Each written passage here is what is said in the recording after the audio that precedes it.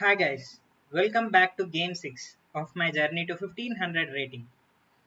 This is a very exciting game which I played yesterday, and the theme of this game is it doesn't matter if your opponent makes a blunder move or a good move unless you exploit the situation. So let's see how. And in this game, mine are whites and the opponents are blacks.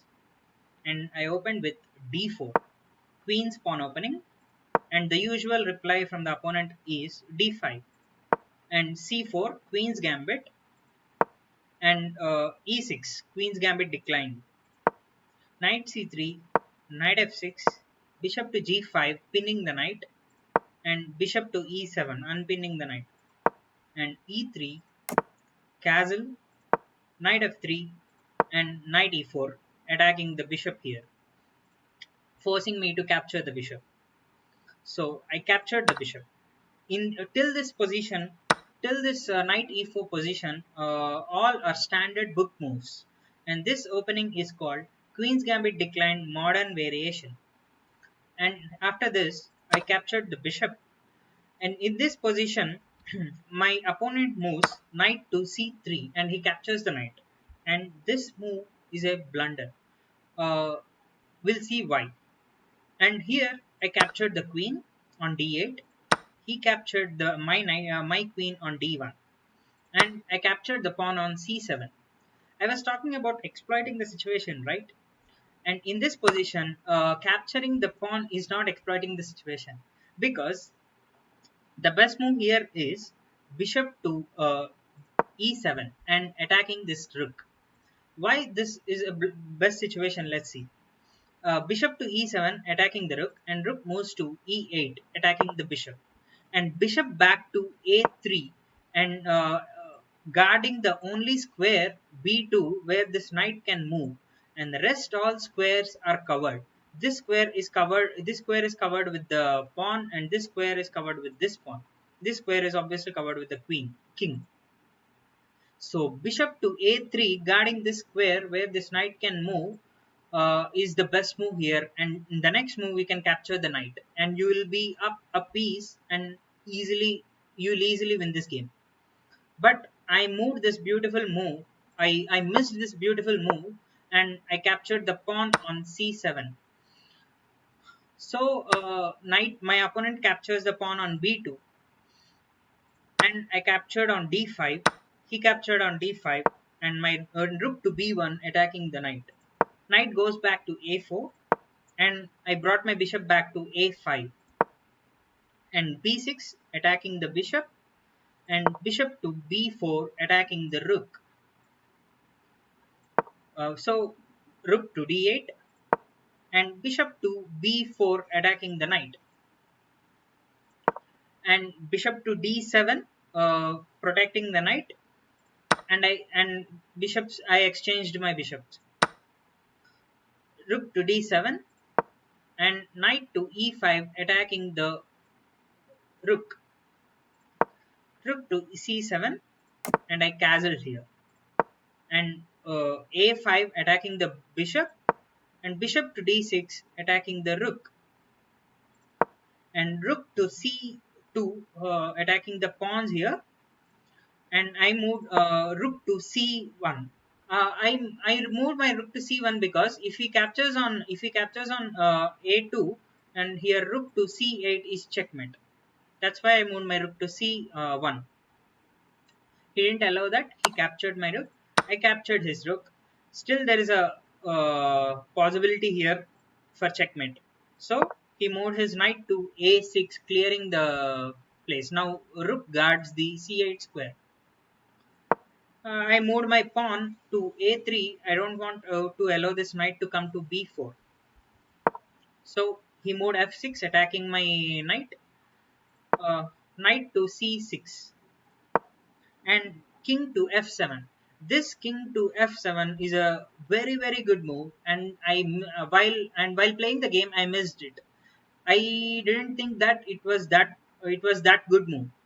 So I moved h4, and he moved king to e6, and I came back to bishop to g3 as he was attacking the bishop there, and he moved rook to c8, pinning this knight here because if the knight moves, he will capture the rook on c1. So I moved f4, and here f4 is a blunder. Instead of f4, I should have moved e4 because his plan is king to uh, d7 and attacking this knight because the knight is pinned and I can't move the knight. So if I move e4, if he goes king to d7, I could have captured the pawn protecting this knight. uh, if suppose if the king didn't go to d7 and if he captured the pawn, I could have moved my pawn to d5 protecting the knight. It also comes with the check. Here if he captures the pawn, and this is a blunder from his side because the knight comes to e7 forking the king and the rook. But unfortunately I missed this plan and I moved f4, and here it is a blunder because now he'll definitely capture my knight and there is no stopping of it. King to d7 as planned, and I can't stop it. So I moved my knight to e5 giving a check. He captured with the pawn.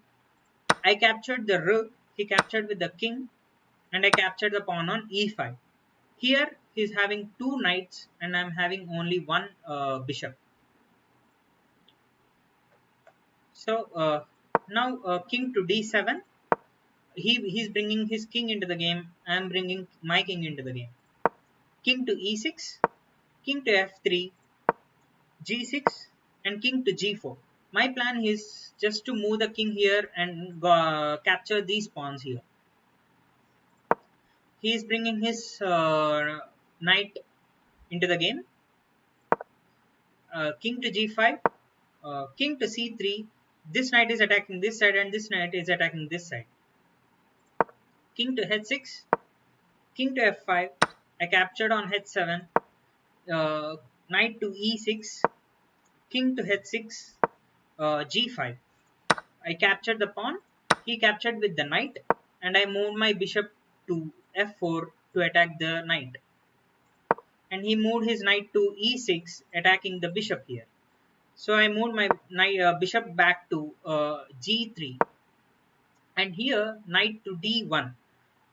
His plan is just to attack this knight, and there is no way to protect this pawn because I moved king to h5. This bishop can't go here because the knight is covering this square, and this bishop can't go here to protect this pawn because this knight is covering this square. So there is no way to protect this pawn here. He captured the pawn. I just moved my bishop. There is no way of protecting this pawn too. He captured another pawn. I know I'm losing here. I could have resigned the game, but I always like to see checkmates on the board. That's why I just continued till the end. I moved my bishop to g1, protecting this knight as this knight is attacking. And he gave a check on f4. And his plan is to come to e2 to give a double attack on this pawn. So I moved my king to h4 and he moved his knight to e2. There is also a double attack on the bishop and also on the pawn. So I moved my bishop to f2. He brought his king to e4 and I brought my king to g4, and now he captured the pawn with a knight, and there is literally no move for me here, so I just moved my pawn to a4. He captured another pawn on e5. I moved my king to h3 and he moved his knight to c3. King to g2. My plan is there is no plan. I thought of bringing my king to this side as these pawns are now marching towards the first rank to promote to a queen. That's why I just want to stop that by bringing my king. So he captured another pawn on a4. King to f1, king to e4, king to e1, king to d3, king to d1, and knight to c3 check.